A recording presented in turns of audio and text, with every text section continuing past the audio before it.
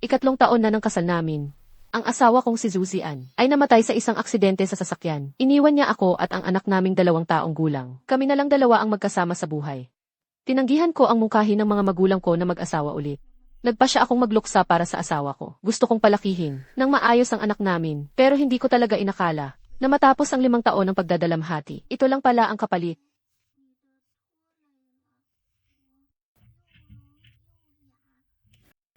Ang natanggap ko ay isang malupit na katotohanan.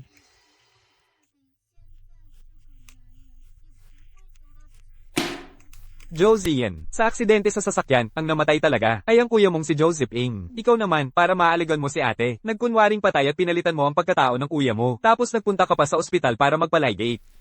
Si Shaolin, 5 taon kang niluksa. Mag-isa niyang pinalaki si Leylay. Sabihin mo nga, na kaya mo ba silang lokohin ng mag-ina? So, hindi pala namatay si Zuzian. Para lang makasama si Luo Fanghua. Nagkunwaring patay at ginamit ang pangalan ni Zhu Ziping. Noong malapit nang mamatay si kuya, sinabi pa niya sa akin na alagaan ko si ate. Ikaw, syempre hindi ko pwedeng bigyan ang huling habilin ni kuya. At saka noon, si ate, malapit na siyang manganak. Isang babae lang siya, tapos may anak pa. Ang hirap kaya noon, tungkol naman kay Linran, hindi ko ba siya binigyan ng anak na lalaki? Sapat na yon. Gusto mo bang habang buhay ka na lang, magkunwaring ikaw si kuya, kung malaman ni Linran na niloko mo siya? Paano mo ipapaliwanag sa kanya yon? Tay, lahat ng ginawa ko para naman sa pamilya natin, napakahina pa naman ni ate. Paano niya matatanggap na patay na si kuya at saka si Linran? Hindi ba't napakatatag niya? Mag-isa niyang inalagaan si Lele ng 5 taon. Ano ba namang dagdag na ilang taon pa? Ay, Lagi kang naglalakad sa tabi ng ilog. Paano ka hindi mababasa ng tubig? Sige na nga, hintayin na lang natin na kumalma si ate. Saka ko na lang ibabalik ang pagkatao ko bilang Zuzian. Tungkol naman kay Linran. Sobrang mahal niya ako. Kahit malaman niya ang totoo, matutuwa pa siya na buhay pa ako. Hindi niya ako sisisihin. Tay, itong bagay na to, huwag mo nang ikalat ha. Pag nalaman ni Linran, siguradong maghahanap siya ng gulo kay Fanghua. Ay tay, bumalik ka na lang bukas sa probinsya para hindi ka na makadagdag ng abala. Sa amin ni Fanghua dito. ikaw.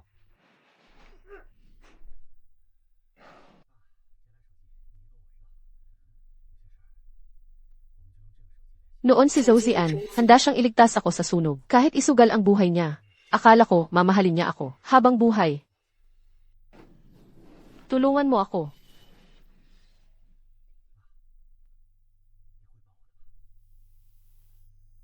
Linran, anak ka ng mayaman sa Yoncheng. Hindi maganda ang kalagayan ng pamilya namin. Pasensya ka na. Pero huwag kang mag-alala. Pangako ko, mamahalin kita habang buhay. Basta magkasama tayo, hindi ako natatakot sa hirap. Lalo na't, pareho naman tayong kayang magtrabaho. Siguradong mapapabuti natin ang buhay natin.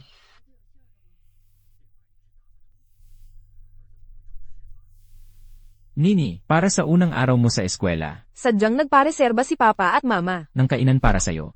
Sama-sama tayong magdiwang, okay ba? Okay. Kuya. Kuya. Si Lele, mataas ang lagnat at nawalan ng malay. Pwede niyo ba siyang dalhin sa ospital? Ay nako, Nawalan lang naman ng malay, hindi naman siya mamamatay. May ospital naman malapit sa bahay. Lakarin mo na lang siya papunta roon. Pero kung mag-drive pa ako, aabuti ng kalahating oras. Hindi na makakapaghintay si Leylay. Kung lakarin ko lang. Nakakaawa talaga si Hipag. Walang lalaki sa bahay. Sayang, ang hirap pa namang magpareserba sa restaurant na yon. Hindi kami pwedeng mahuli. ay, May isa pang sasakyan sa bahay. Dalhin mo na agad si Leylay sa ospital. Kung mapabayaan mo pa, baka tuluyang maapektuhan ang utak ni Leylay dahil sa lagnat. Paano mo ipapaliwanag yun? Kay Zian na namatay na. Nini, tara na. Kain na tayo. Kuya. Pakiusap, ihatid mo na si Lele. Sa ospital, kuya. Kuya. Kuya. Lil. Lil. Dadalhin kita sa ospital.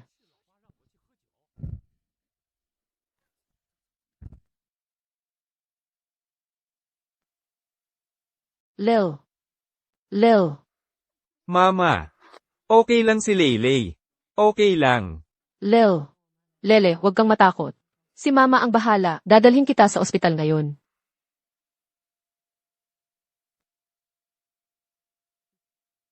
Lahat pala ng ito, palabas lang ni Zuzian. Nagkunwari siyang patay ng 5 taon, para lang makasama ang babaeng mahal niya, si ate. Zuzian, dahil iniwan mo kami ng anak mo, at hindi mo man lang kami inalala. Kami na rin, ang tatalikod sa iyo.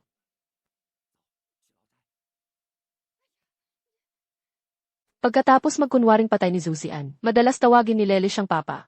Akala ko, bata lang si Lele. Hindi niya matukoy ang pagkakaiba ng tito at papa. Pero mali pala ako. Matalas ang mata ng bata. Alam ni Lele kung sino talaga ang papa niya.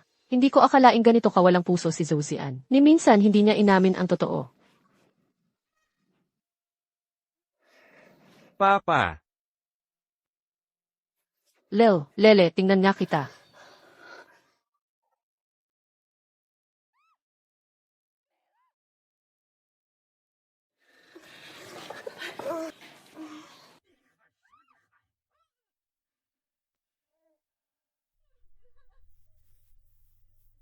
Mama, bakit ka umiyak? Si Papa ba ulit ang nagpasama ng loob mo? Kung aalis tayo dito ni Mama, gusto mo ba? Kung ayaw na ni Mama kay Papa, ayaw na rin si Leylay sa kanya. Kahit saan pumunta si Mama, sasama si Leylay. Simula ngayon, ako ang magpoprotekta kay Mama.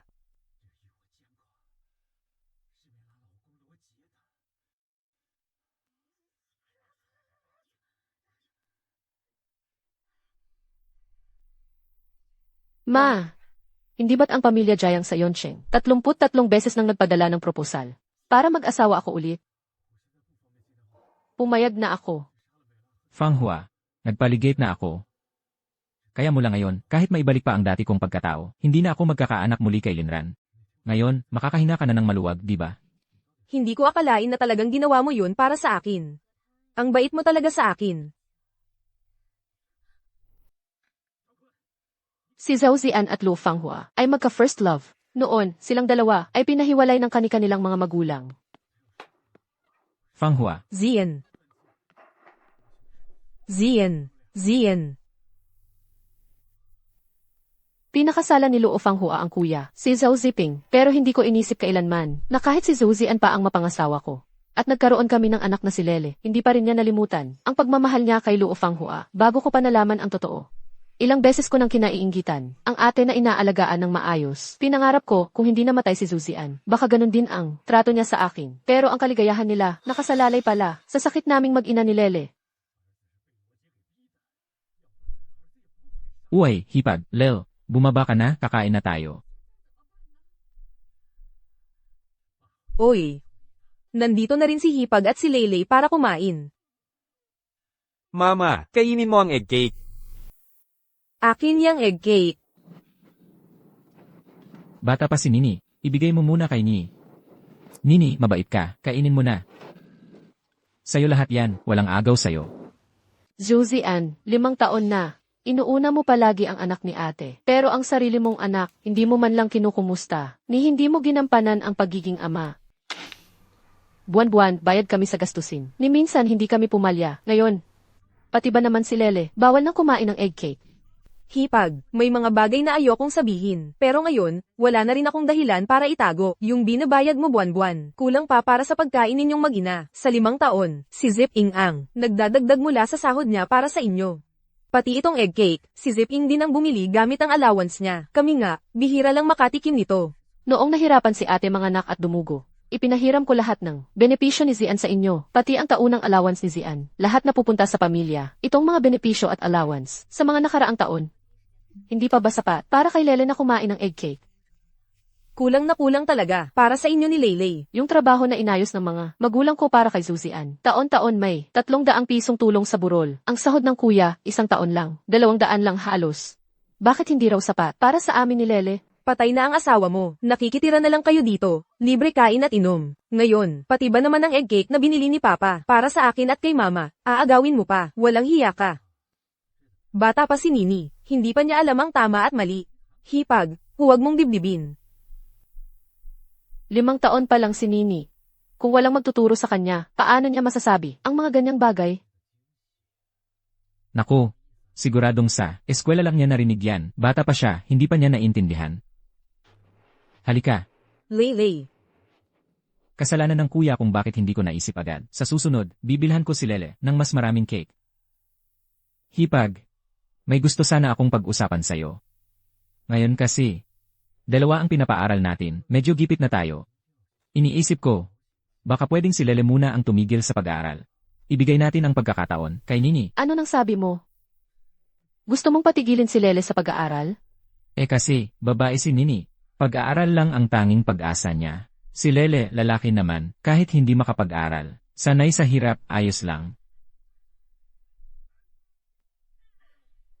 Simula nang mamatay si Zuzian, nakikita kong ikaw ang nag-aalaga sa buong pamilya. Maliit lang ang kinikita, palagi kong ginagamit ang dot ko, para pandagdag buwan-buwan. Ngayon, gusto mo pang agawan ng karapatang mag-aral si Lele, para mapag-aral si Nini, bata pa si Lele. Paano mo nagagawang maging ganoon ka desidido? Dati, kahit anong sabihin ko, pumapayag ka. Ngayon, bakit parang iba ka na? Inaapi si Mama dito. Ayoko na dito. Mama, umalis na tayo. Isama mo si Leylay. Ano bang pinagsasabi mo? Ito na ang pamilya ninyo. Saan pa kayo pupunta? Wala na si Zuzian, wala na ring saysay kong. Manatili pa kami dito. Wala na ring saysay. 5 taon na kayong nakatira sa pamilya Zhou. Sa 5 taon na yon, maayos ang trato namin sa inyo. Ano pa bang kulang? Kuya, hindi nakakain ng egg cake si Leylay. Huwag mo na sanang sisihin si Mama. Lel, dati, palagi mo akong tinatawag na papa, di ba? Bakit? Bakit ngayon bigla kang nagbago? Kuya, noon kasi, bata pa si Leylay, kaya akala niya ako ang papa niya. Ngayon, marunong na si Leylay. Alam na niya, na ang papa niya, matagal nang patay, 5 taon na. Pero kuya, huwag kang mag-alala, hindi na magkakamali si Leylay sa pagtawag. Baka. Alam na ni Linran ang totoo. Linran, si Lel, kahit hindi ko siya tunay na anak, para sa akin, parang tunay ko na rin siyang anak. Hipag, huwag kang magpakalayo. Pamilya pa rin tayo. Yung tungkol sa pag-aaral ng mga bata, pwede pa nating pag-usapan. Dahil napansin mong naging malamig ako sa'yo, at hindi ka na tinatawag na papa ng anak ko. Natatakot kang malaman ang totoo. Nagsisisi ka ba? Zuzian, tama ang sabi ng kuya. Kahit gaano pa tayo kalapit, hindi ka pa rin ang tunay na ama ni Lele. At kahit wala na akong asawa, kaming mag-ina, kaya naming mabuhay ng maayos. Lel, alis na tayo.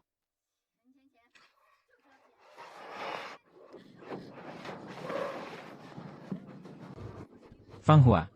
Sige na, sige na. Walang problema.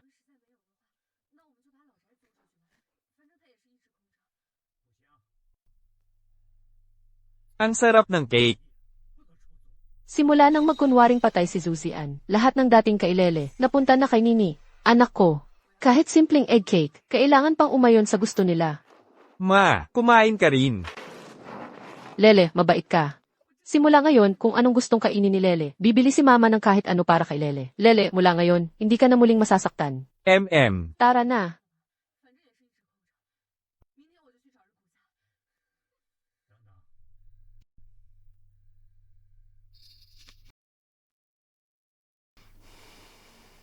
Miss Lin, pinapapunta ako ni Hepe, para dalhan ka ng isang sulat.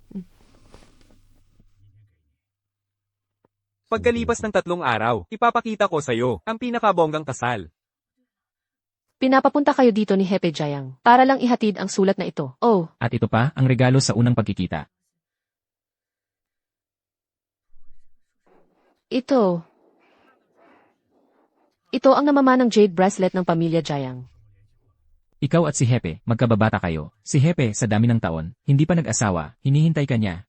Itong namamanang pulseras, iniutos talaga ni Hepe, na ako mismo ang mag-abot sa'yo. Si Hepe Jayang ng Yoncheng, kilalang kilala at iginagalang. Pero para lang hintayin ako, isang biyudang may anak, 5 taon siyang hindi nag-asawa. Hindi ko akalain kahit ganun siya ka-proud. Talagang naghintay siya para sa akin. Nang ganito katagal. Pakisabi kay Jayang Jinghuai. Pagkatapos ng 3 araw, hihintayin ko siyang pakasalan ako. CJ.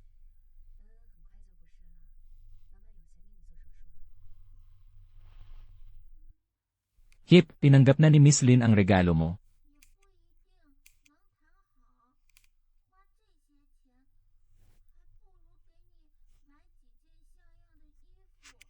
Uy, Lele, tignan mo, binilhan ka ng itlog ni Tito. Linran. Ako ang may pagkukulang sa nangyari ngayon. Simula ngayon, kung anong meron kina Fanghua at Nini, magkakaroon din kayo ni Lele. Hindi na kailangan, para hindi magalit si ate at si Nini kapag nalaman nila. Tito, simula ngayon si Mama ang bibili ng cake para kay Leylay. Ayaw na ni Leylay ng mga bagay mo. Zip-ing. Sinabi na ni Leylay na ayaw niya na. Huwag mo nang pahirapan si Leylay. Hipag, bata pa si Leylay. Natural lang na mahilig siya sa merienda. Kahit pa, may sama ka ng loob sa kuya mo at sa akin. Hindi mo dapat idamay si Leyley, tama ba? Linran, kahit galit ka pa sa akin, hindi mo dapat hayaan na hindi na ako kilalanin ni Lele. Huwag mong kalimutan, sino ba ang nagtaguyod sa inyo nitong mga taon na to? Ibalik mo sa akin. Ang kwintas ko. Akin yan. Ibalik mo sa akin yan.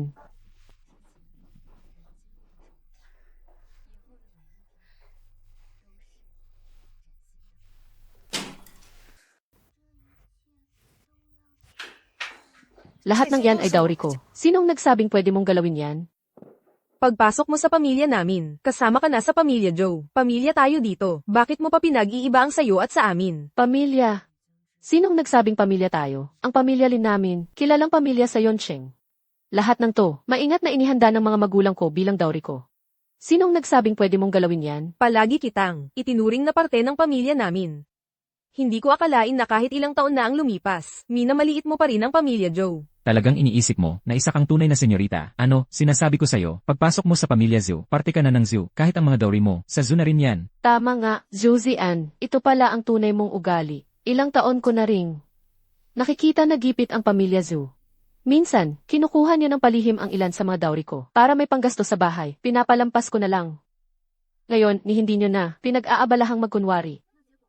Fanghua, siya ang hipag mo. Kwintas lang naman yan. Kung gusto niyang isuot, hayaan mo na siya. Saka ikaw, biyuda ka na. Anong silbi ng mga dowry mo? Sinasabi ko sa'yo, lahat ng yan ay sa Zhu. Subukan mong galawin kahit isa ngayon.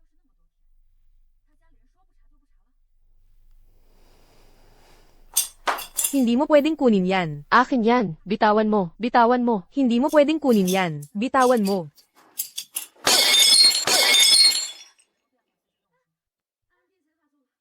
Ito ang paboritong antique vase ng tatay ko. Linran. Ako. 3 araw na lang, ikakasal na ako sa pamilya Jiang. Wala na akong magiging kaugnayan sa pamilya Zhu. Zuzian, 5 taon kitang pinagluksaan. Tapos na rin ang nararamdaman ko. CJ. Wala na akong pakialam. Ayoko na. Lil. Alis na tayo. Linran. Ang Zuzian na kilala ko, wala na. Ikaw mismo ang nagbaon sa sarili mo.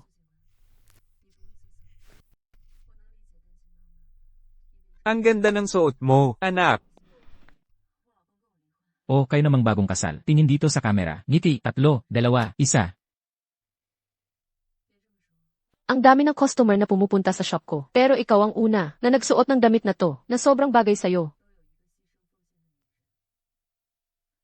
Wala na si Zian. Bakit ka pa nag-aayos ng ganyan? Para kanino pa?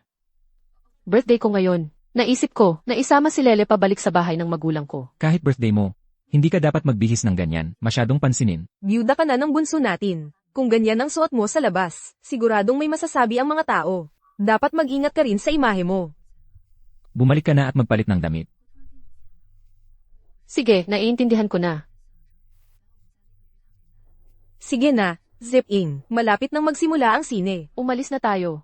CJ, Si Mama Ang, pinakamagandang bride sa buong mundo. ilabas mo lahat ng pinakamagandang wedding dress sa shop para mapili ni Madam. Lahat ng gastos, sagot ng pamilya Jiang. Tandaan mo, ang pinakamaganda lang, ang bagay kay Madam. Madam, kung gusto mo itong damit na to, ipapak ko na para sa'yo. Mahal siguro ang gown na to. Ano? Hindi mahal. Sale ngayon. Kung alin ang gusto mo, pili ka lang. Isa pa, bagay na bagay din. Sa'yo ang wedding gown na to. Subukan mo nga. Ang pamilya Jiang ay isang prominenteng angkan. Si Commander Jiang, makapangyarihan at respetado. Hindi ko akalain na ganyan siya kaalaga kay Madam. Sobrang maasikaso. Gawin mo lang ang trabaho mo. Huwag kang makialam.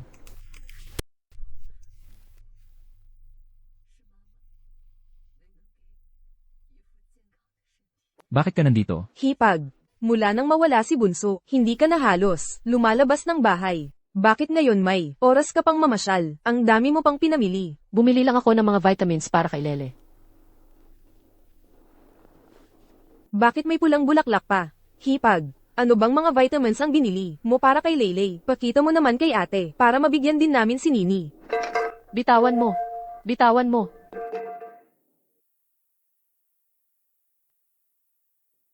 Ano to? Bunso kong hipag, 5 taon ka nang nagluluksa para kay bunso kong bayaw. Araw-araw, puro itim o kulay abo lang ang suot mo. Bakit ngayon parang may gana ka nang magpalit ng damit, bumili ka pa ng pulang-pulang bestida, tapos itong pulang palamuti sa buhok mo. Parang pangkasal lang yan, di ba? Ganyan lang naman ang suot ng bagong kasal. Magpapakasal ka ulit? Kuya, pakigalang mo naman ang sarili mo. Di ba sabi mo para kay Zuzian, habang buhay kang magluluksa? 5 taon pa lang namatay si Zian, ganito ka naka-excited, mag-asawa ng iba. Huwag mong kalimutan. Niligtas ka ni Zian noon. Sinabi ko nga yan. Pero ang kapalit naman, kunwari lang palang patay ang asawa ko. Iniwan kami ng anak ko. Araw-araw pa naming nakikita. May kasama siyang ibang babae. Bunso kong hipag, may pagkukulang ba ang Pamilya Joe sa'yo? Alam ni ate, ang hirap magpalaki ng anak mag-isa. Pero sa harap ng puntod ni bunso kong bayaw, nangako ka na habang buhay kang magluluksa para sa kanya. Kung babawiin mo ang pangakong yun, ano na lang ang sasabihin ng mga kapitbahay? Ano ang tingin nila sa pamilya natin? Bunso kong hipag. Kahit wala na si Zian, ako ang kuya ni Zian, responsibilidad ko na alagaan ka at si Lele. Saka, dati naman si Lele, tinurig na akong tatay, di ba? Kung may problema kayo, sabihin nyo lang sa akin. Hindi ikaw ang tatay ni Leyley. Patay na ang tatay ni Leyley.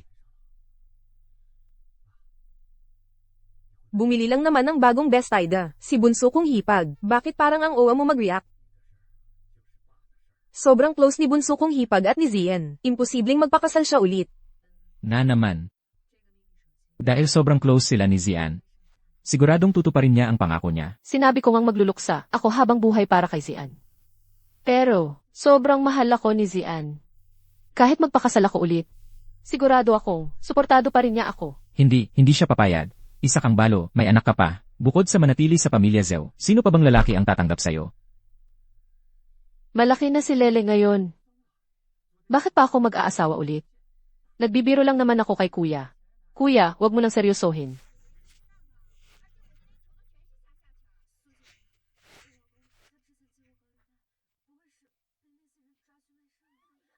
Hindi naman ganito si Linran dati. Bakit biglang nagbago, siya pati si Lele?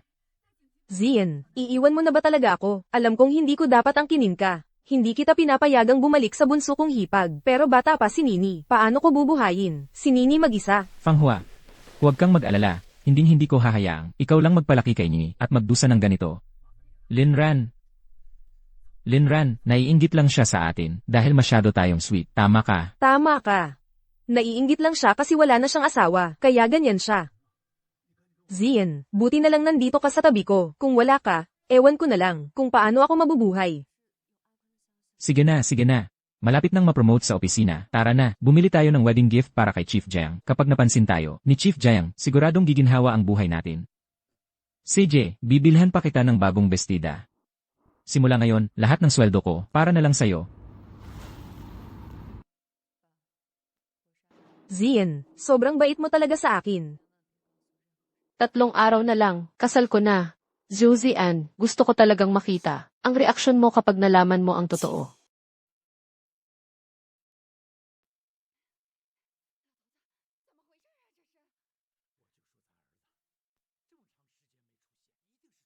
Linran, alam mo ba na hindi patay si Joe Zian? Wala si Zuzian. Ate, lumabas na rin ang tunay mong kulay. Alam kong si Zuzian, hindi lang buhay pa, nagkunwari pa bilang si kuya, at nagsama pa kayo ni ate bilang mag-asawa. Kaya pala, naiinggit ka sa akin. Sinadya mong i-pastress si Zian para sa inyo ng anak mo. Gusto mong gamitin to para pilitin siyang bumalik sa'yo. Sayang lang. Sa puso ni Zian, ikaw at si Leyley, hindi nyo kayang tapatan kahit isang hibla ng buhok namin ni Nini. Si Zuzian na iniwan. Ang asawa't anak, kung gusto mo pa rin siya, ate, sayo na lang siya. Sana magtagal kayo ni Zuzian. Ate, sana forever na kayo. Nako, Lin, yung anak mo sa eskwela, nahulog sa hagdan. Ano?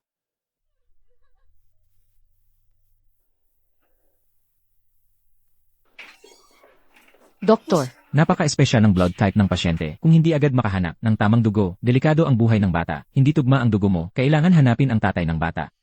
doktor, pupuntahan ko agad yung magdodonate ng dugo. Dok, iligtas niyo po ang anak ko. Bibigyan namin ng 20 minuto ang pasyente. Bilisan mo, dalhin mo lahat ng pwedeng mag-donate ng dugo. CJ. Na-confine si Lel. Kailangan ng dugo. Pumunta ka agad sa ospital.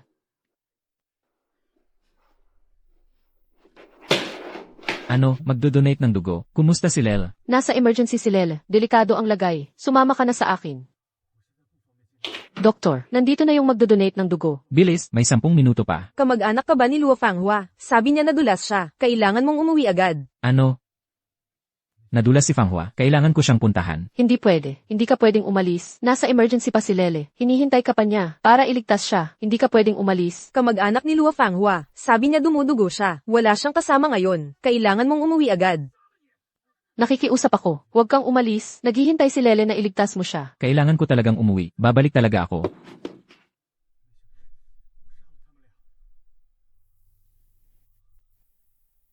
Nasa bingit ng kamatayan si Lele. Hindi mo siya pwedeng pabayaan. Ang laki ng ospital na to, siguradong may mahahanap kayong tugma sa dugo ni Lele. Hindi ko makita. Ikaw lang ang natagpuan ko ngayon.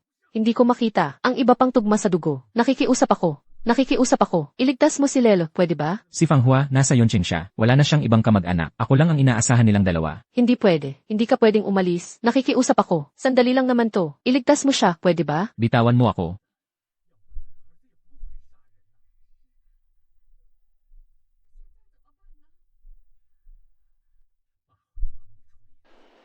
Josie Ann. Si Lele ay anak mo mismo. Ikaw ba si Linran? May naghahanap sa'yo.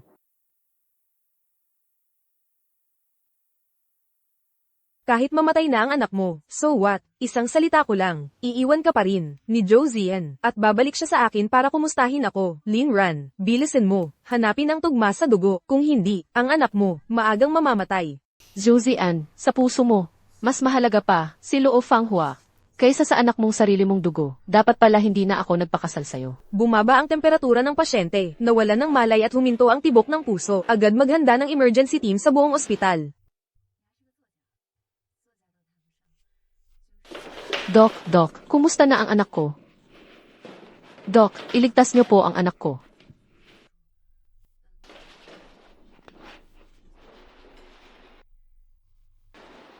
Lel.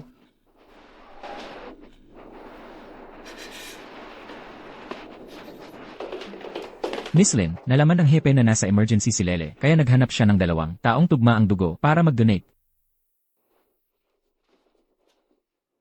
Doktor, nandito na ang magdodonate ng dugo. Sumama ka na sa akin. Bilis, bilis, bilis. Josie Ann, hindi ka karapat-dapat maging tatay ni Lele. Lel. Tingnan mo. Binilhan ka ni Tito ng imported na bag. Gusto mo ba? Tito, meron na akong lumang bag na tinahi ni Mama. Josie Ann, ganyan ka naman palagi. Kapag pinakakailangan ka ni Lele, lagi mo siyang iniiwan. Tapos babawiin mo lang gamit ang mga mumunting regalo para takpan ang sakit na binigay mo kay Lele. Kuya. Kuya.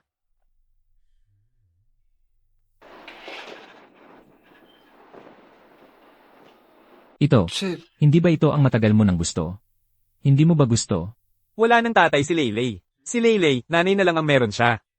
Kuya, hindi kukunin ni Leylay ang mga gamit mo.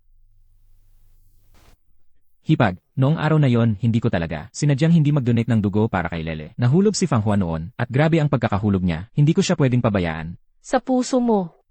Mas mahalaga palagi si Luo Fanghua at si Nini kaysa sa aming mag-ina. Ayos lang, kuya. Siyempre, si ate ang asawa mo. Dapat lang naalalahanin mo siya. Kaming mag-ina ni Lele, ulila na nga kami. Paano naman kami maikukumpara kay ate? Baka may nalaman si Linran? Linran, ikaw. Ikaw lang naman ang tito ni Lele. Paano naman kami mag-ina? Makakapal na samantalahin si kuya, ganitong regalo, hindi mo pa binigay dati, kuya. Sa susunod, hindi na rin kailangan pang magbigay. Zuzian, kung alam mo lang na bukas, ako at si Lele. Magiging asawa at anak na ng iba. Pagsisisihan mo ba ang lahat ng ginawa mo? Ako pa rin ang kuya mo. Kailangan ba talagang ganito ang trato mo sa akin? Alam mo namang kuya lang kita, hindi naman kita asawa. Anong karapatan mong pakialaman ako? Ano bang trato ko sa'yo? Ano ba talagang nangyayari? Bakit biglang nagbago? Bakit biglang nagbago? Kayo ni Leylay, anong ginagawa ninyo? Anong ginagawa ninyo? Zip-ing. Ano bang ginagawa ninyo kanina? Bumili ako ng bagong bag para kay Lele. Gusto ko sanang ipagdiwang ang paglabas niya ng ospital. Pero, hindi nagustuhan ni Hipag at ni Lele. Sanay si Hipag na maganda at mamahalin ang gamit. Paano niya magugustuhan ang binili mong regalo? Honey, may good news ako para sa'yo. Anong good news? Buntis ako, honey. Hindi mo na kailangang mainggit kay Hipag na may anak na lalaki sa tabi niya. Pwede rin kitang bigyan ng malusog na anak na lalaki.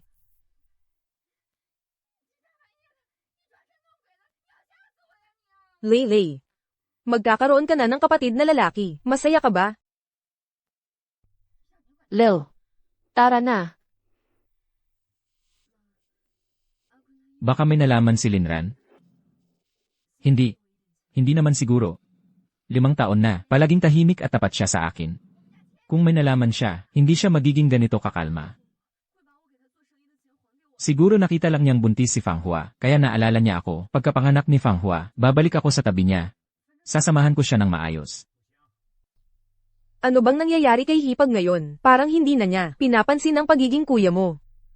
Zien, kung malaman ni Hipag na ikaw si Zien, siguradong magwawala siya. Mas mabuti pang, huwag mo nang pakialaman kami ni Nini, pati na rin ang anak ko sa tiyan. Unahin mo na muna sina Leylay at si Hipag. Kahit mahirapan kami ng anak ko, okay lang naman. Nini,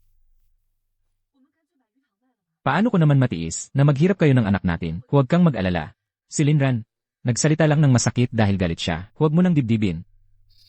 Sobrang mahal niya ako, handa siyang mag-isa habang buhay para sa akin. Kahit malaman pa niya ang totoo, ayos lang. Sa pinakamasama, bibilhan ko siya ng regalo. Lambingin ko lang siya, okay na. Hindi ko talaga inakala na kahit nagpaligid na ako, magkakaanak pa rin ako ng lalaki. Pagkapanganak ni Fang Hua ng anak naming lalaki, aaminin ko na kay Linran ang lahat.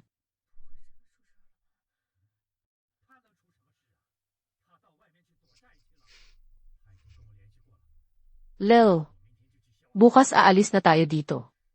Ayos, bukas makikita ko na si bagong papa. Gustong-gusto mo na ba siyang makita? Si bagong papa mabait kay mama. Gusto ni Leylay siya.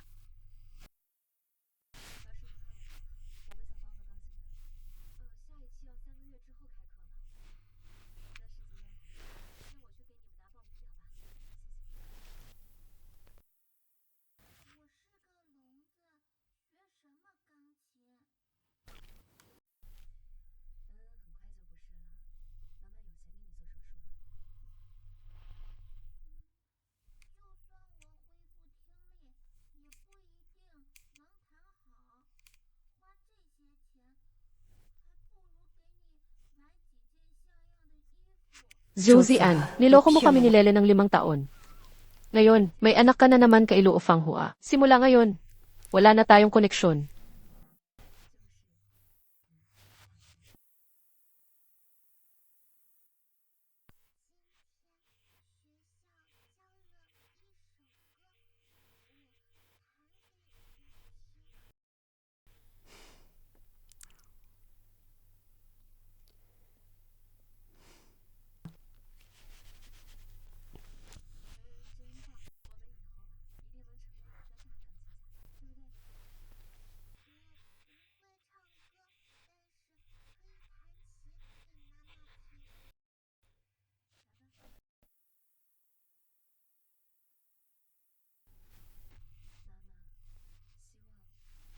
Hipag. Hipag, binilhan ko si Lele ng masarap na pagkain.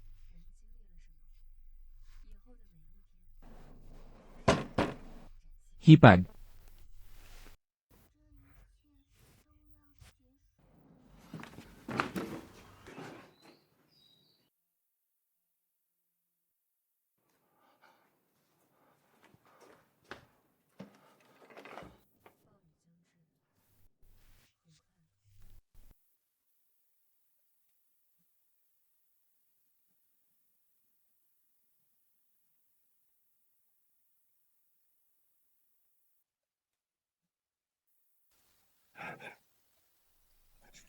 Si Linran naman, hindi rin masyadong lumalabas ng bahay. Saan kaya sila pupunta ni Lele?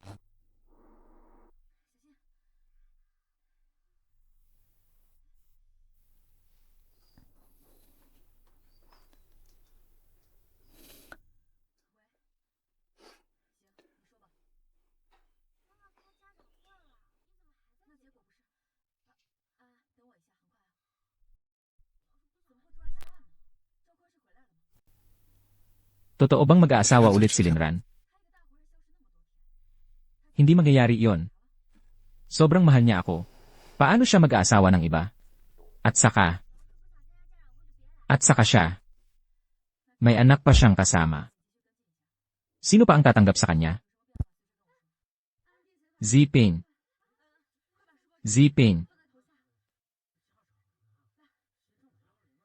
Ziping, ngayon ay malaking araw para kay Commander. Sabi ni Commander, lahat tayo, mga tauhan niya, dapat mag-celebrate.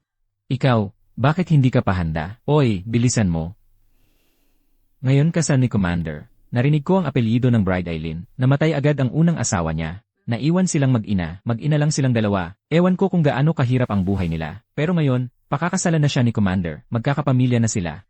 Parang tadhana na rin siguro ito, matapos ang hirap may ginhawa na. Sabi mo, apelyido ng bride Eileen? Ay naku, tigilan mo na yung daldal mo, tara na.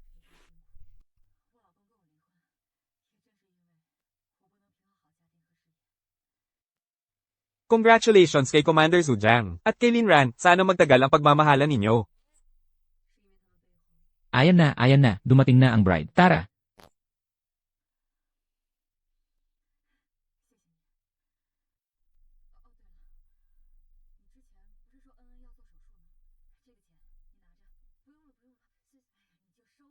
Linran, Inaanyayahan natin ang bagong mag-asawa. pareho pala ang pangalan at apelyido. Uy, andito na si ate. Zian, puro labas ka na lang. Nakalimutan mo pa ang regalo mo kay Mrs. Umuwi na ba sina Linran at Lel? Hindi pa. Talagang umalis na sila mag-ina. Talagang nagalit na sila ngayon. Buntis pa ako. Ang layo ng nilakad ko para lang dalhan ka ng regalo. Hindi mo ba iniisip kung napapagod na ako at ang anak ko sa tiyan? Hindi pa naglalakad ng ganito, katagal si Linran kasama ang anak niya. Sila, talagang nagalit na sila ngayon. Ay nako, Fanghua, anong nangyari sa'yo? ang sakit ng tiyan ko. Baka may nangyari sa anak ko. Hindi, dadalhin na kita agad sa ospital. Tara! Ay, nakasabit ang takong ko sa palda ko. Mauna na kayo umakyat.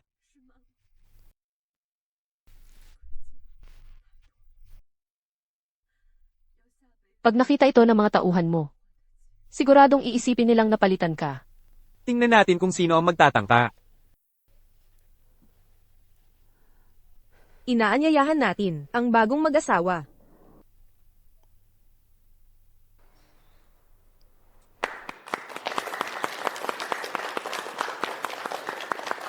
Zhuzian, sa puso mo, hindi mo kailanman pinili ako at ang anak ko kaysa kay Luo Fanghua. Kung ganon, simula ngayon, magkakahiwalay na tayo. Wala na tayong koneksyon.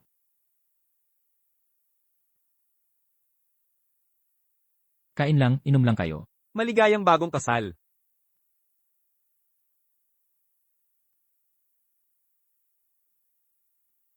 Xiaoran, salamat at pinili mong bumalik sa akin. Ako si Jiang Jingwei, nangangako na habang buhay.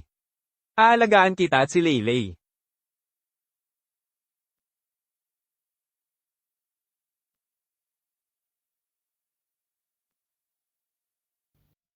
Zian, pasensya ka na. Napahinto kita sa kasal ni Commander.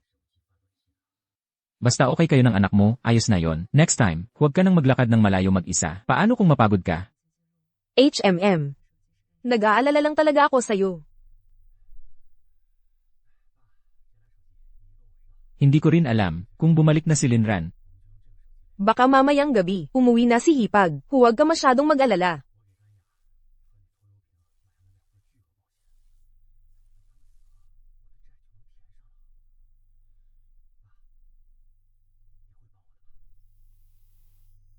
Papa, Mama, bakit ngayon lang kayo umuwi? Bakit hindi pa rin umuwi si Linran? Pwede bang? Talagang umalis na siya? Hindi pwede, kailangan ko siyang hanapin. Huwag ka munang mag-alala. Narinig ko kay Aling sa kabila, si Hipag daw ay umuwi sa kanila kasama si Leylay. Huwag kang masyadong mag-alala. Ah, kaya pala nagtatampo lang at umuwi sa kanila. Sabi ko na nga ba, mahal na mahal ako ni Linran. Pangako pa nga niya sa akin na magpapakabiyuda siya habang buhay para sa akin. Siguradong hindi siya basta-basta aalis sa pamilya Zhu. Bakit hindi na binubuhat ni Papa si Nini? Kasi ang puso niya. Kinuha na ng tita mo, at nung bata na iyon, ayaw ni Nini sa kanila. Josian. May anak na ako sa tiyan ko, anak mo ito, habang buhay mo. Kailangan mong mabuhay, bilang kuya mo. Sa wakas, tapos na rin ang kasal. Grabe, pagod na pagod ako ngayon. Sa pagkakataong ito, ako na talaga ang taong nasa tabi mo. Kain lang, inom lang kayo. Sir, hindi maganda sa katawan. Niyo ang sobrang inom. Lalabas lang ako saglit, babalik din ako agad.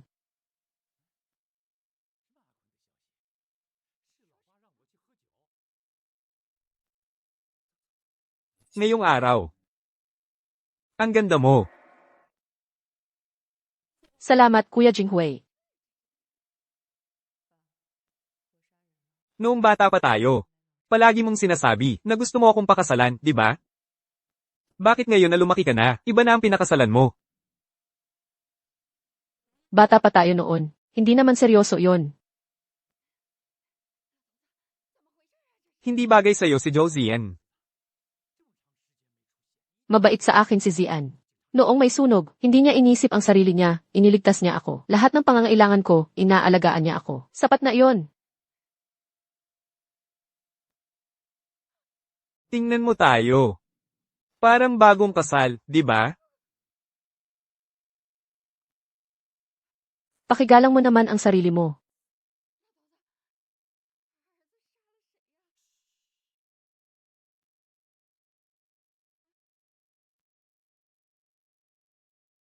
Itong araw na to. 8 taon ko itong hinintay. Itong araw na to. 8 taon ko itong hinintay.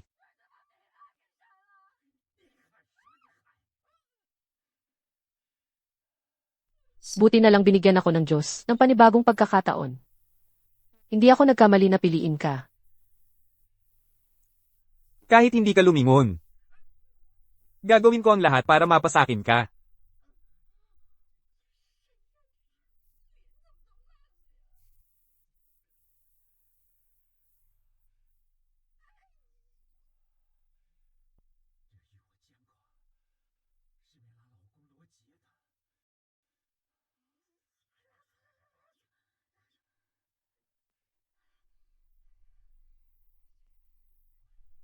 Hindi ko alam na ikaw pala ang laging nag-aalaga sa amin ni Lele.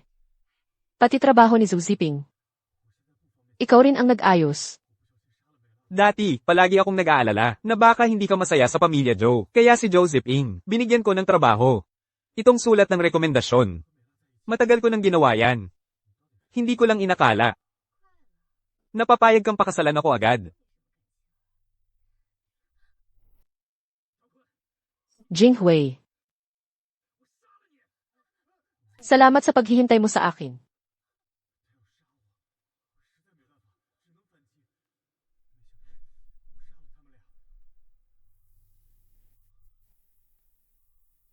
Dalawang araw na. Bakit hindi pa rin bumabalik si Linran at Lele? Si Hipag, kasama si Leylay, siguradong hindi magpapakalayo-layo yun. Kung hindi ka mapakali, puntahan mo sila sa kanila. Ipaliwanag ang totoo, at sunduin mo sila pauwi. Tutal, tayong 3 lang naman dito, walang nag-aalaga. Fanghua, huwag mo nang masyadong isipin. Bata pa si Nini ngayon, at saka, may anak pa tayo, sa tiyan mo. Hindi ko kayo pababayaan, pangako yan.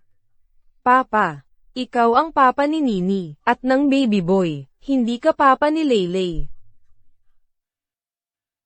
Han. Ngayon ang handaan ng misis ng boss natin, yung regalo na hindi natin naibigay noong kasal. Sakto, pwede nating ibigay ngayon. Narinig ko. Sobrang mahal daw ni Boss Jiang, ang asawa niya. Kung mapapakiusapan mo siya, na magbanggit ng maganda tungkol sa'yo kay boss, siguradong mapopromote ka. Nga, basta mapasaya mo si Mrs. Tiyak na maaayos yan. Pag na-promote ka na, bibilhan kita ng malaking gintong pulseras. Totoo ba yan? Zian, ang bait mo talaga sa akin. Linran, 5 taon lang akong nawala. Ganyan ka na ba talaga? Pagbalik mo, turuan talaga kita kung paano maging mabuting asawa sa pamilya Zhou. Mamaya, ako muna ang papasok para batiin sina mama at papa. Basa na ang damit ni Lele. Ikaw na ang magpalit sa kanya mamaya. Oo nga pala. Ito, regalo ko para kina mama at papa. Mamaya, pakisuyo naman, magbanggit ka ng maganda tungkol sa akin sa harap nila. Kasi, ninakaw ko na ang pinakamamahal na anak nila. Pati apo nila. Binigay mo na nga sa akin ang pamana ng pamilya Jiang. Ano pa bang ikakabahala nila? Mama, may surprise kami ni Papa para sa'yo. Anong sorpresa yon? Ay, sikreto muna. Ayos lang. Pareho kayong may sikreto na. Sige, papasok na ako. Baka maghintay pa ng matagal sina mama at papa. HMM.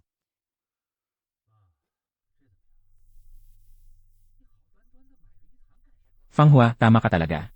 Sobrang mahalaga kay boss ang asawa niya. Hindi lang ingrande ang kasal. Pati itong handaan, sa mismong provincial hotel pa ginawa. Grabe, ang laki ng ginastos nila. Narinig ko, 33 beses nanligaw si boss, bago niya napakasalan si Mrs. Sobrang mahalaga talaga siya. Noong araw ng kasal, nizelayan ko si Mrs. mula sa malayo, ang ganda talaga. Pati yung anak niyang lalaki, mukhang matalino at maliksi. Isang byuda na may anak, na pangasawa pa ang boss ng Yuncheng. Swerte talaga. Gusto ko ring makita, kung gaano ba talaga kaganda ang misis ng boss. Narinig ko ang apelyido ng bride Aileen. Namatay daw agad ang una niyang asawa, naiwan silang mag-ina. Hindi ko alam kung gaano kahirap ang pinagdaanan nila. Pero ngayon, kasal na sila ng boss natin, pamilya na sila. Parang itinadhana talaga sila, natapos na rin ang paghihirap niya. Si Madam ay si Madam, syempre iba talaga siya. Yung katulad ni Linran, balo na may anak na hindi kanya, kahit gaano pa siya kaganda. Wala ring magkakagusto sa kanya. Mamaya pagdating ni Madam, dapat magpakitang gilas ka, kung mapopromote ka o hindi, dito na magkakatalo. Basta pumayag si Madam, sigurado na ang promotion mo. Joe Dage, pag na-promote ka na, huwag mo kaming kalimutan ha. Ano ba yung sinasabi mo? Pinakakinainisan ko yung mga taong walang utang na loob, relax lang, pag na-promote ako. Lahat kayo may parte sa biyaya. Tara na. Yung sorpresa na inihanda ni Lele at Jinghui. Para sa akin. Ano kaya yun? Uy, Zip-ing, parang yung babaeng yun, kapatid ng asawa mo yata. Si Linran. Anong ginagawa niya dito? Linran. Bakit siya nandito? Linran. Sino ang nagbigay sa'yo ng karapatang hindi umuwi? Lagi mo pang dinadala si Lele kung saan-saan na parang walang pakialam. Wala na akong kahit anong kaugnayan sa pamilya niyo. Zeo, kung saan ko dadalhin ang anak ko, kailangan ko pa bang magpaalam sa'yo? Asawa ka ni Zuzian, anak ni Zuzian si Lele, at ako ang kuya niya. Responsibilidad kong alagaan kayo. Umuwi ka na ngayon din. Bitawan mo ako. Tara. Bitawan mo. Zip-ing, bilisan mong bitawan ang hipag mo, ang daming tao ang nakatingin, bitawan mo. Hipag. Ikaw at si Lele, mag-ina lang kayo na magkasama, hindi lang basta delikado sa labas. Lagi pa kayong hindi umuwi, hindi maiiwasan na may mga tao na magchismis. Baka isipin pa nila na masama ang traito ng pamilya Joe sa inyo, kaya sinabi yan ni Zip-ing. Para rin naman sa inyo ni Lele. Patay na si Zuzian. Simula ngayon tungkol sa amin ni Lele, wala kayong pakialam.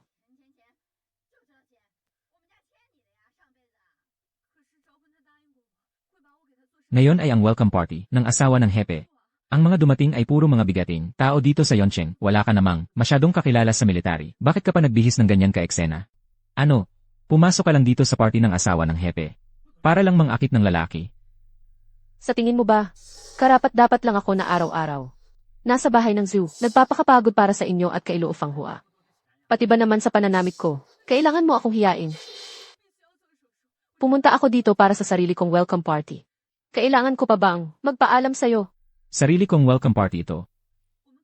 Huwag ka ngang magsalita ng ganyan. Tulad mo, isang balong may anak na, matanda na rin. Sinong lalaki pa ang gugusto sa'yo? Alam ko, hindi madali magpalaki ng anak mag-isa. Pero hindi mo naman kailangan magpabungga dito sa ganitong lugar. Baka pagtawanan ka pa ng iba, pati pamilya Zhu madadamay. Pagtatawanan? Ang mga dumalo ngayon sa party. Puro mga bigating tao, dito sa Yoncheng. Kayo sa pamilya Zhou, isang maliit na pamilya lang na walang pangalan. Kung hindi ako nag-asawa sa Zhou, sino ba naman ang makakakilala sa inyo? Ngayon, hubarin mo na yung suot mo, isama mo si Lele at umuwi na kayo, magluksa ka na lang kay Zian. Pwede ko namang kalimutan ang nangyari na yon. Sabi ko na nga, wala na akong kahit anong kaugnayan sa pamilya nyo. Hipag. Ang suot mo, hindi maganda ang dating para sa inyo ni Leylay. O baka, naman gusto mo lang, magpasikat sa party, mangakit ng lalaki. Linran, ginagawa mo ba ito nang hindi mo iniisip si Zian? Patay na si Zhou Zian. 5 taon na akong nagluksa para sa kanya. Inalagaan ko ang mga biyenan ko. Pinalaki ang anak namin. Nagsikap ako ng maayos. Wala akong ginawang masama sa kanya. Yan ang tunay na mabuting asawa. Nga, Hipag. Alam ng ate mo na hindi madali, mawalan ng asawa, pero kung gagawin mo to, hindi ba't pinapahiya mo lang ang pamilya natin sa harap ng lahat? Zip-in. Ikaw na ang bahala sa hipag mo. Huwag mong hayaang mapahiya ang pamilya Joe. Uwi ka na ngayon din. Hipag. Lahat ng tao nagkakamali. Makinig ka na lang sa kuya mo. Habarin mo na yung suot mo, sige na. Ngayon ay ang welcome party ng asawa ng hepe, basta maibigay ko ang regalo ko sa kanya. Siguradong mapopromote na ako. Pagkatapos niyan, madadagdagan ko ang sustento niyo ni Lel. Uwi na tayo. Pag-usapan na lang natin sa bahay ang iba.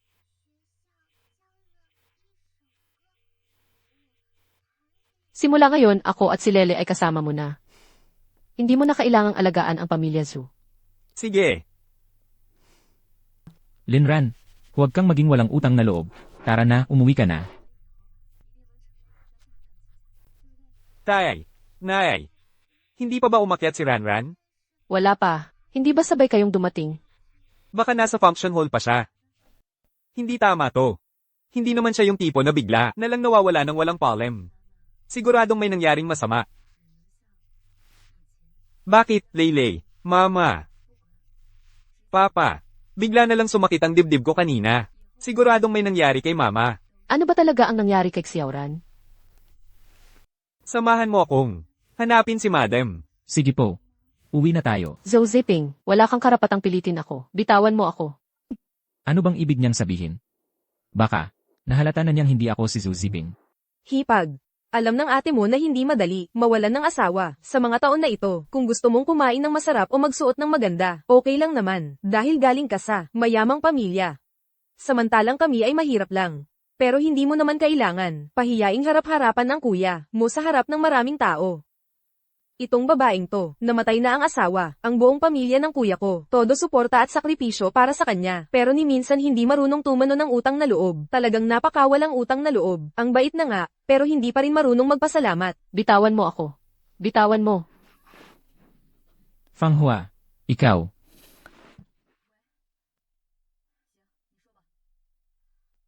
Fanghua, ayos ka lang ba? Ayos lang ako, zip-in. Hindi ko inakala na pati ang hipag ko ay gustong ipahamak ang batang dinadala ko. Hindi ko akalaing para kay Luo Fanghua, sasaktan mo ako. Linran, hindi ko inakala na ganyan ka kasama. Alam mo namang, buntis na si Fanghua, pinilit mo pa rin siyang itulak ng malakas. Gusto mo ba talagang ipahamak ang anak natin? Sobrang lupit mo. Walang utang na loob, mas malala ka pa sa hayop.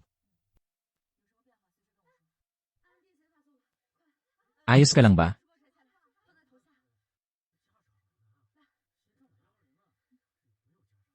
Sino namang lalaking ligaw ang nagbigay sa'yo ng bagay na to? Napakahalaga pa naman.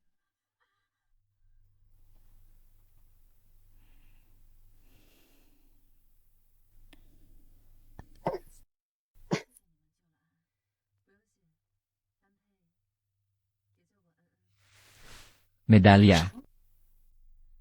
Isauli mo sa akin. Ganito kamahal. Siguradong galing sa lalaking ligaw mo. Ayos, ha? Matagal mo na palang, kabit ang lalaking yon. Tingnan ko lang kung hindi ko to basagin. Zhou Ziping. Kapag binasag mo yan, pagsisisihan mo talaga. Ano? Gusto mo pa yatang palabasin yung lalaki para saktan ako? Nasaan siya? Sabihin mong lumabas siya dito. Gusto kong makita. Kung sino ang may lakas ng loob na yan. Tigil.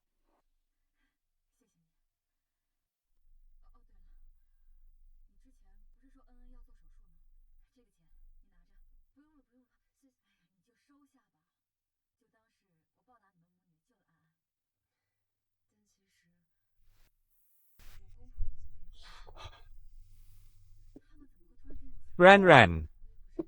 Ayos ka lang ba? Buti naman at dumating na kayo. Ngayon ang welcome party ng asawa ko. May naglakas loob pang apihin siya dito. Talagang wala nang takot mamatay. Kayong dalawang masama, nagawang saktan ng mama ko. Hindi kayo. Palalampasin ni Papa at ako. Asawa pala siya ng hepe.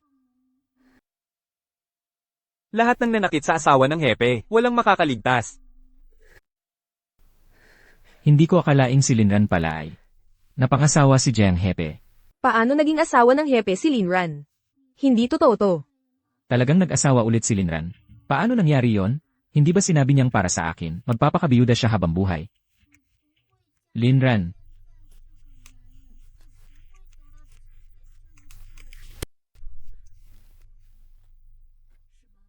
Ran. Gising ka na. Kumusta na ang pakiramdam mo? Halika. Mas magaling na ako. Mama.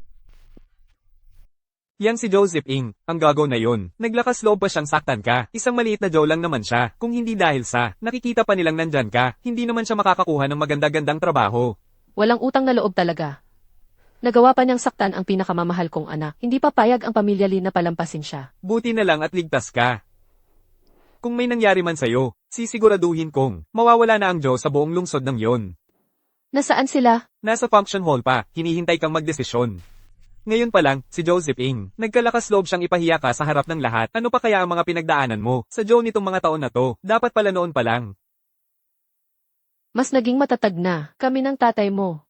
Dapat noon pa lang, kinuha na namin kayo ni Lele pabalik. Kung hindi sana kayo nagtiis ng ganitong hirap sa zoo. Ma, noon kasi hindi pa ako nagkakaisip. Sayang lang, 5 taon kong sinayang para sa isang walang kwentang tao. Ngayon, klaro na sakin ang lahat.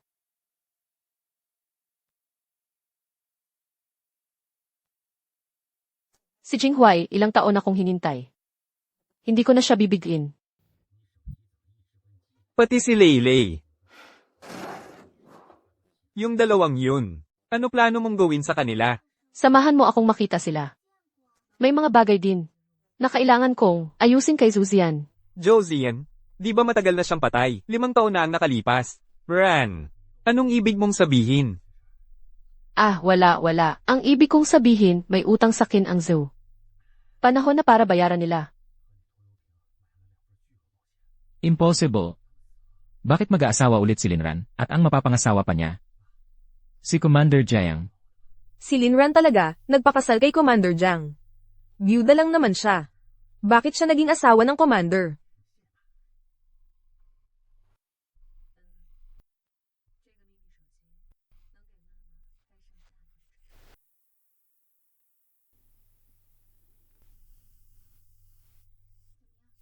Linran, Lel, ang pangalan ng madam, hindi basta-basta tinatawag. Linran, totoo bang nag-asawa ka ulit?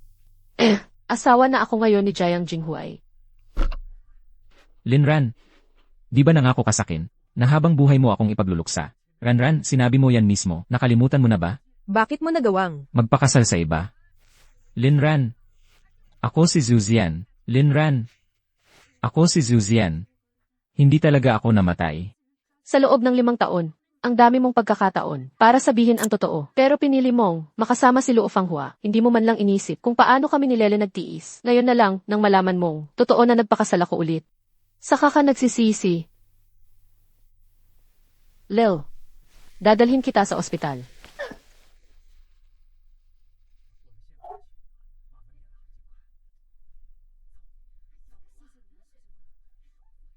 Bitawan mo ako. Linran. Linran, ako talaga si Zuzian. Hindi ako nagkunwaring patay. Umuwi na tayo. Ayusin natin ang buhay natin, pwede ba? Kuya, ano bang pinagsasasabi mo? Para lang manatili ako sa zoo. Kung ano-ano na lang sinasabi mo. Hindi. Hindi totoo yan. Ako talaga si Zuzian. Ranran, mahal na mahal mo ako. Sigurado akong makikilala mo ako. Tama ba, Ranran? Tama na. Itong dalawang to, sinadya nilang guluhin ang party ng madam ko. Pakilabas sila. Kapag nag-eskandalo pa ulit, ipapapulis na. Walang palakasan. Opo. At saka, Yung mga katulad mong, nangungurakot at manderaya, walang moralidad. Hindi ka karapat-dapat mapasama sa listahan ng mga mapopromote simula ngayon. Tanggal si Joseph Ng sa listahan ng mga mapopromote. Opo. Ran. Umuwi na tayo. Naghihintay pa sina mama at papa. CJ, Tara.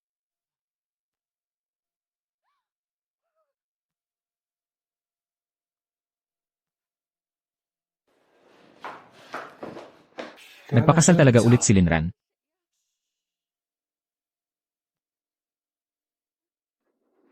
Mahal na mahal niya ako. Bakit niya nagawang magpakasal ulit?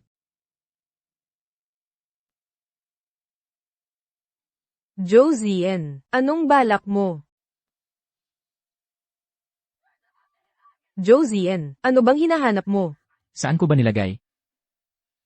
Nagpakasal na talaga si Linran. Asawa na siya ni Commander Jiang. Tanggapin mo na ang totoo.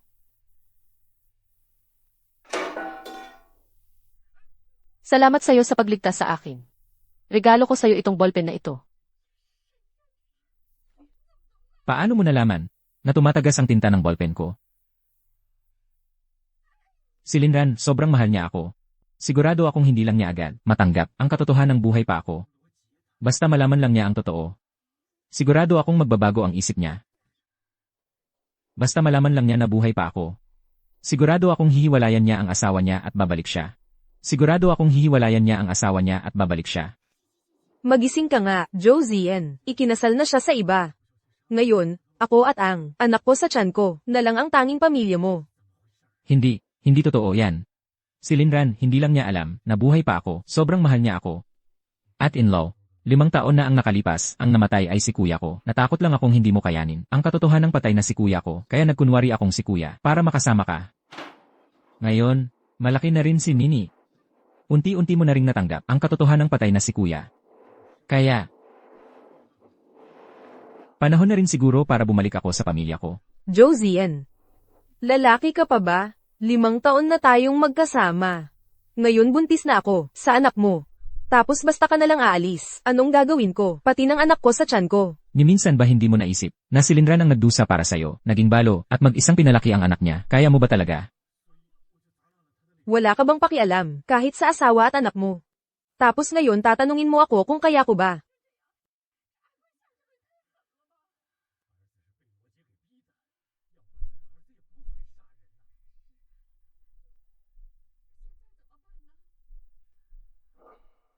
Para magkunwari bilang kuya ko. Para mapaniwala si Linran na ako si Zhu Ziping. Ako mismo ang gumawa ng peklat na ito. Ginaya ko lahat ng kilos ni kuya. Sa dami ng taon, walang pakialam kay Linran at Lele na mag-isang nagdusa sa pagkawala ng asawa.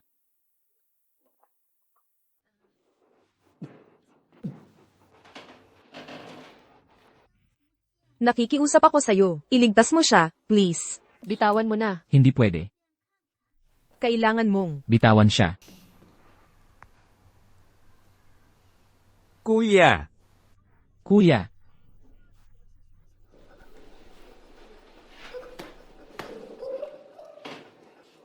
Nagsisisi ako. Sobrang nagsisisi talaga ako. Pupuntahan ko sila at susuyuin pabalik. Josian, wala kang puso.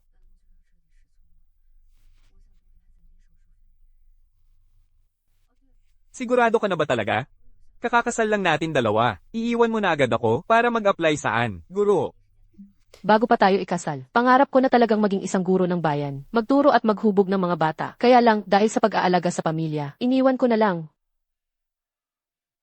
Ngayon, ang hirap makahanap ng asawang maunawain at sumusuporta sa mga pangarap ko. Kaya syempre, itutuloy ko na ang pangarap ko. Sige, wala na talaga akong magawa sa'yo.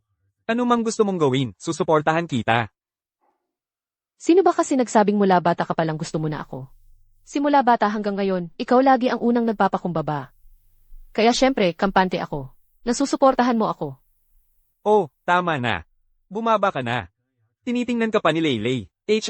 Wala akong nakita kahit ano.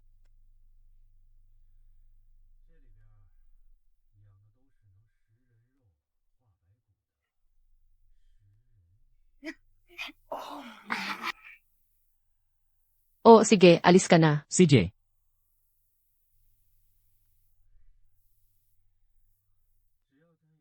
Lil, magpaalam ka kay Papa. Bye-bye. Bye-bye. Linran. Linran. Ako si Zian. Ako talaga si Zian. Linran. Linran, tama. Itong ballpen na to, naaalala mo pa ba? Ikaw ang nagbigay nito sa akin. Linran. Hindi naman talaga ako namatay. Linran. Linran, mahal na mahal mo ako. Iniwan mo ang trabaho mo para sa akin. Naging housewife ka at nag-alaga ng anak ng 5 taon. Tapos naging biyuda ka pa dahil sa akin. Hindi mo naman talaga gustong magpakasal ulit, di ba? Siguradong si Jiang Jinghui ang pumilit sa'yo gamit ang kapangyarihan niya, tama? Halika, samahan kita at kausapin natin siya. Bitawan mo ako. Asawa na ako ni Jiang Jinghui. Pakisuyo, mag-ingat ka sa mga sinasabi at ginagawa mo. Matagal na tayong wala. Masama ka, bitawan mo ang mama ko. Lil. Ano nang tawag mo sa akin? Bitawan mo ang mama ko. Kapag hindi mo ako binitawan, pag dumating si Papa, hindi kanya palalampasin. Hindi si Jiang Jinghui ang papa mo. Ako ang totoong papa mo. Linran. Yung namatay 5 taon na ang nakalipas. Kuya ko yon, buhay pa ako. Kasama niyo lang ako palagi. Naalala mo ba? Bago tayo ikasal, binigyan mo ako ng relo. Nakaukit pa doon ang pangalan ko. Tama. Bago kami ikasal, binigyan ko nga si Zuzian ng relo. Pero yung relo na iyon, matagal mo nang ibinenta. Para lang mabilhan ng bagong damit si ate. Kung ikaw talaga si Zian, bakit mo ibinenta yung wedding gift na binigay ko sa'yo? 5 taon na ang nakalipas nung namatay si kuya. Dahil sa aksidente, natakot ako para kay Fanghua. Baka hindi niya kayanin mag-isa. Kaya nagkunwari akong patay, para samahan siya palagi. At itong peklat na to, ako lang ang gumawa niyan. Sinadya ko yan. Linran, maniwala ka sa akin. Ako talaga si Zian. Kuya. Zian, alagaan mo ang asawa mo. Kuya. Kuya.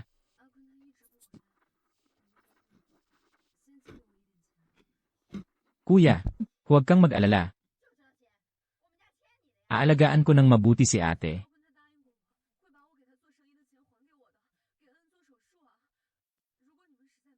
Simula ngayon, ako na si Zhu Ziping, asawa ni Lo Fanghua. Aalagaan ko ng mabuti si Fanghua at ang anak niya sa sinapupunan.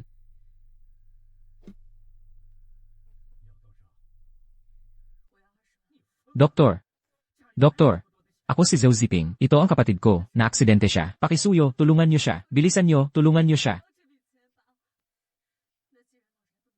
Ako talaga si Zian, maniwala ka sa akin. Linran, Linran, Linran, ikaw. umuwi ka na sa bahay kasama ko. Uwi na tayo.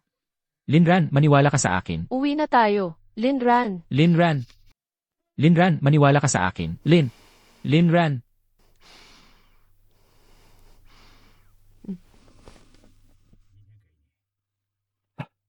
Lil.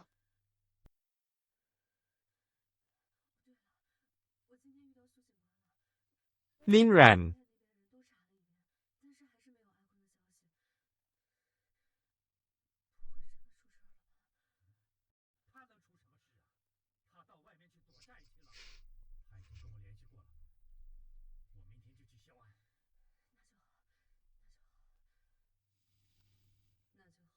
Tara, Papa. Ay, Tara na. Ingat ka, aakyat na muna ako sa kotse ha. Halika.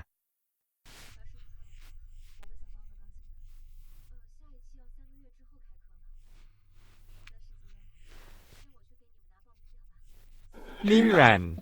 Leylay. Sobrang nagsisisi na ako.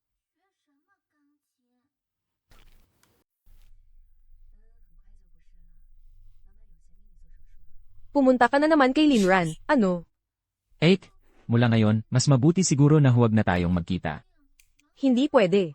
Ngayon, buntis na ako sa anak mo. Inaamin mo na ikaw si Josie Ann. Paano na lang ako pagkatapos nito? Inalagaan na kita ng 5 taon. Hindi ka pa rin ba kontento? Dahil sa'yo, nawasak ang pamilya ko. Ngayon, umaasa na lang ako sa pangalan ni Kuya para mabuhay. Gusto mo pa ba akong itulak sa kamatayan? Gusto mo ba talaga akong itulak sa kamatayan? Papa, Mama, tama na po ang away nyo. Hindi ako ang papa mo. Josie Ann. Ngayon, buntis na ako, sa anak mo. Hindi mo pwedeng pabayaan kami ng anak mo. Ipalaglag mo na lang. Wala rin naman talagang karapatang ipanganak ang batang yan. Josie Ann, tao ka pa ba? Si Linran, may asawa na siya, hindi na siya babalik. Ngayon, kami na lang ng anak mo, ang pamilya mo, magising ka nga. Galit na si Linran sa akin. Kasalanan ko lahat to. Josie Ann, kung wala kang puso at konsensya, huwag mo akong sisihin kung magiging malupit ako. Sabay na lang tayong bumagsak, wala nang makakabawi sa atin. Lel. Tingnan mo, ito ang binili ng papa mo ng mga kakanin para sa'yo. At andito rin ang paborito mong laruan na kotse. Oh, kumusta? Gusto mo ba? Si Papa bumili na ng marami, imported na laruan para kay Leylay. At may mga snacks pa. Leylay, ayaw ko nang sayo. Talagang maalaga kayo, kay Madam at kay Lele. Si Madam, isang beses lang naman nagsabi na gusto niya, pero araw-araw kayong may dalang bulaklak. Ginasto ko yun. Basta si Papa ang bumili para sa akin. Ayoko ng mga bagay mo. Lele, anong sinasabi mo? Bakit mo tinatawag na papa ang iba? Sinabi mo na, hindi ka naman Papa ni Leylay. Pinapatawag mo lang akong tito. Bitawan mo ako. Ayaw ni Leylay sa'yo. Bitawan mo. Bitawan mo. Ayoko sa'yo. Sabi ko bitawan mo ako. Linran, nagkamali ako. Alam ko, galit ka. Kung gusto mo akong saktan, bahala ka na. Basta mawala lang ang galit mo. Pag nawala na galit mo, isama mo na si Lele. Umuwi na tayo, pwede ba? Matagal ko nang alam na hindi ka naman talaga namatay. Anong ibig mong sabihin? Alam mo na pala noon pa. Sobrang sakim mo. Akala mo ba, pag nakuha mo ulit ang pagkatao mo, mapapatawad ka na namin ni Lele, pero hindi mo man lang inisip. Mula nung itinago mo ang totoo. Kami ni Lele, tuluyan ka na naming tinalikuran. Simula ngayon, huwag ka nang manggulo sa amin ni Lele. Kung alam mo palang buhay pa ako, bakit ka pa nagpakasal sa iba?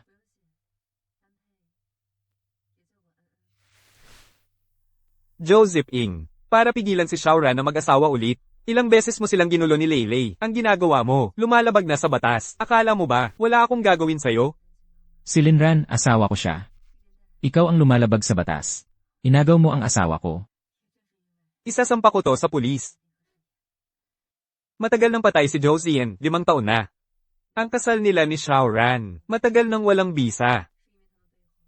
Hindi patay si Zuzian. Ako si Zuzian. Si Linran, asawa ko siya. Hindi ako patay, buhay pa ako. Ang kasal namin ni Linran, hindi pa tapos.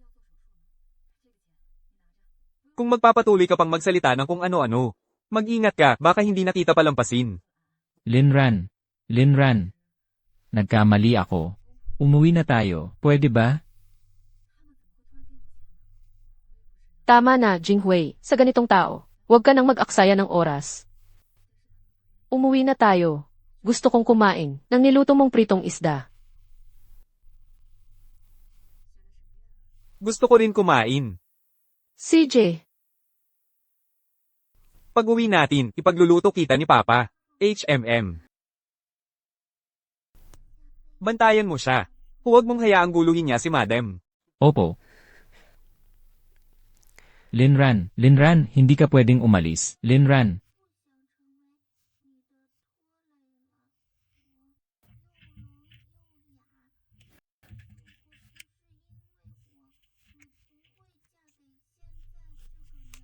Halika, Leylay. Hawakan mo ang bag mo. Mamayang gabi, babalikan ko kayo. salamat kay Commander Jayang. Kahit sobrang busy, lagi pa ring may oras para sunduin kami araw-araw. Gusto lang ni Papa na mas makasama si Mama.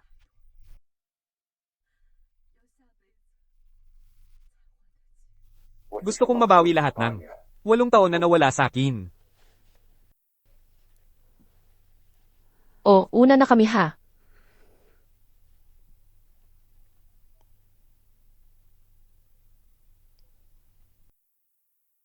Lahat ng ito, dapat sana akin lahat.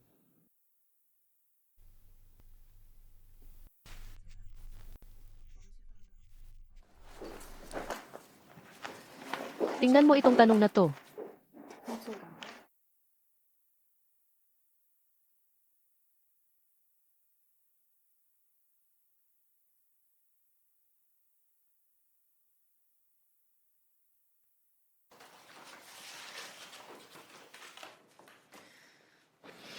Xiaoran.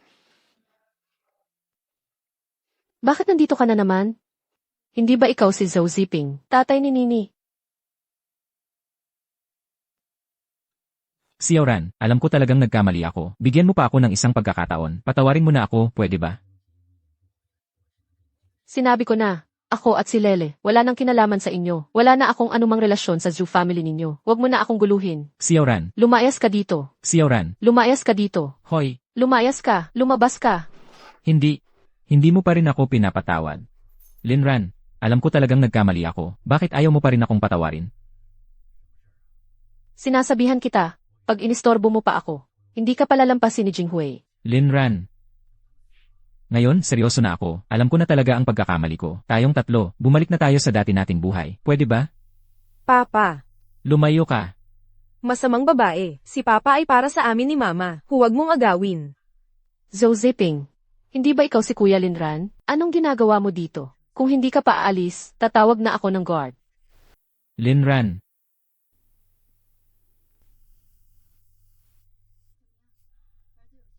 Dalhin niyo na siya. Linran, bakit ayaw mo pa rin akong patawarin? Buntis na ako, sa anak ni Jiang Jinghui. Kahit anong gawin mong panggugulo, hindi na kami ni Lele, babalik sa'yo. Ano? Buntis ka? Hindi ka na talaga babalik? Linran, hindi ba ako ang pinakamahal mo?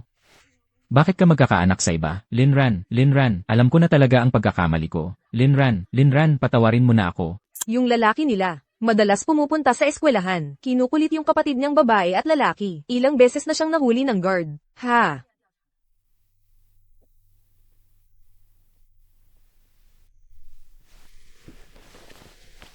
Mama, si Papa ba? Iniwan na tayo. Pumunta siya sa school kanina para hanapin si tita. Pero bakit hindi na niya pinapansin si Nini? Anong klaseng buhay to? Napakasama talaga. Oo nga, iniwan na niya tayo. Bumalik na kayo agad sa bahay.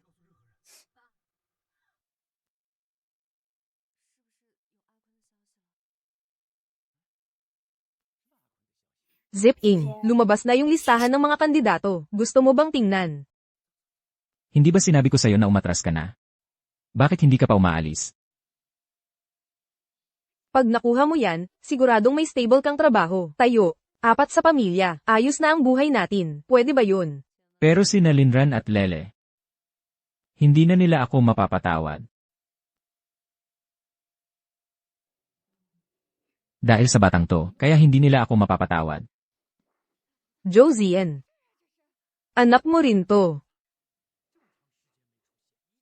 Kasalanan mo rin, dahil sa batang to, kaya hindi na sila babalik. Mama.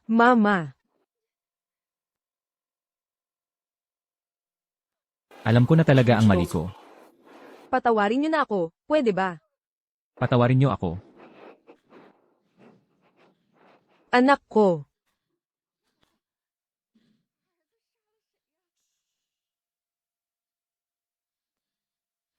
Josian, sinira mo ang buhay ko. Sisiraan din kita. Mga kasama. Napili na ang mga itataas na posisyon. Naway ang napili nating kasama. Makayanan ng lahat ng pagsubok, at manatiling tapat sa prinsipyo.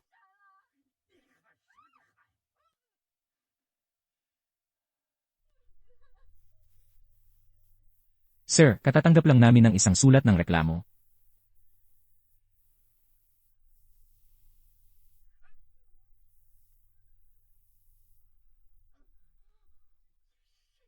Josian, akala ko patay ka na. Matagal ka nang nagpapanggap bilang kuya mo, kung hindi dahil sa sulat na to.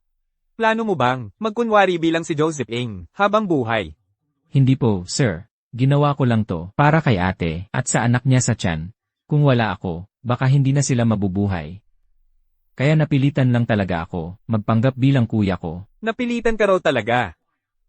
Pinakinabangan mo lahat ng benepisyo ng pagkakakilanlan ng kuya mo, tapos palihim mong pinatulan si ate.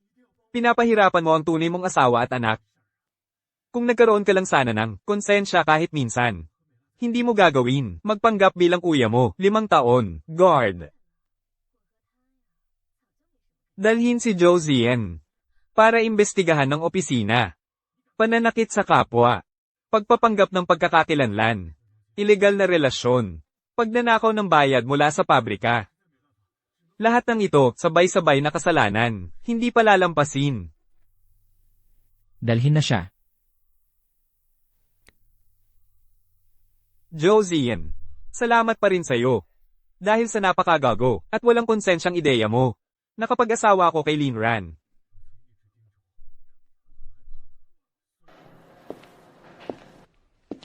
Linran, Lel. Pasensya na. Hindi ako naging mabuting tatay. O asawa. Linran. Sobrang laki ng pagkakamali ko. Sorry talaga. Pag wala na ako, alagaan nyo ang isa't isa. Kung wala ka, mas magiging maayos ang buhay namin ni Lele.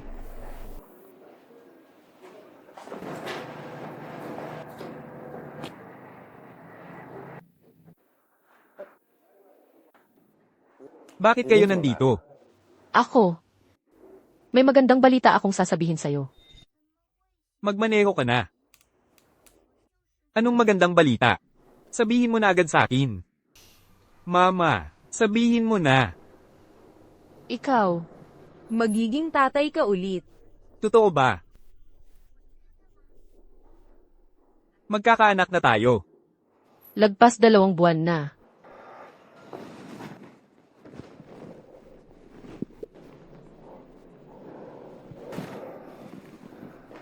Bakit lumalakad ka pa ng malayo? Sige na. Sa kotse na lang tayo mag-usap. Tara.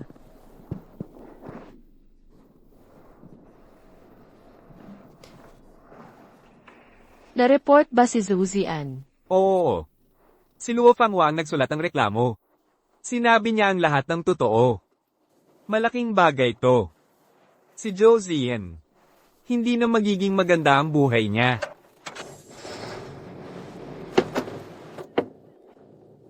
Pinili niya iyan. Wala siyang ibang dapat sisihin. Pero nagpapasalamat pa rin ako sa kanya. Dahil napansin ko agad ang totoo. At natauhan ako sa oras. Nadala ko si Lele, pinakasalan kita. At nagkaroon tayo ng anak. Luo Fanghua. Ang chismis tungkol kina Luo Fanghua at Josian, kumalat na sa buong lugar. Malaki na ang tiyan niya, kaya kailangan niyang iluwal ang bata. Ngayon, mahirap na ang buhay niya. Gusto lang niyang alagaan siya ni Zuzian. Hindi niya inisip na kapag nalaman ang totoo, ganito ang mangyayari. Siya rin ang may kasalanan. Si Zuzian, nabunyag ang pagpapanggap bilang kuya niya. At hinatulan ng 10 taon sa kulungan. Si Luo Fanghua, matapos, mabunyag ang relasyon nila ng bayaw niya, umalis siya, dala si Nini, at ang malapit ng ipanganak na anak, iniwan ang Yoncheng, at hindi na nakita. Ako naman, nanganak ako ng anak, namin ni Jingsun. Kami, 4 sa pamilya. Pinagkakainggitan sa compound. Lahat ng nakaraan. Simula lang ng bagong buhay. Ako at si Jayang Jingsun. Mahaba pa ang tatahakin naming dalawa.